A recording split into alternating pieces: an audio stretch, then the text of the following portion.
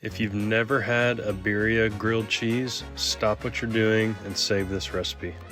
I took my birria taco recipe and made it into a grilled cheese using Charbroil's Pro Series 3-burner grill.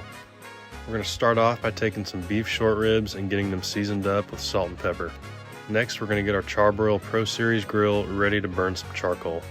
Once that charcoal is lit, we're going to sear each side of those beef short ribs. Next, we're going to get our peppers, onion, tomatoes, and garlic down. We're going to toast those peppers a little bit and then add our beef short ribs back to the pot. Then we're going to add in some beef broth and cook it until everything is a little soft. Next, transfer those peppers, onions, and tomatoes to a blender with some liquid and blend until smooth. Get it back in the pot, and then we're going to cook until those beef short ribs are nice and tender. We're going to remove those beef short ribs, add some consomme, and shred.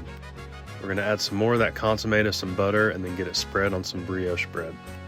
We're going to assemble our grilled cheese and get it toasted until it's golden brown and that cheese is nice and melted. Then we're going to dip it in some more of that consomme and it's on the table. Enjoy.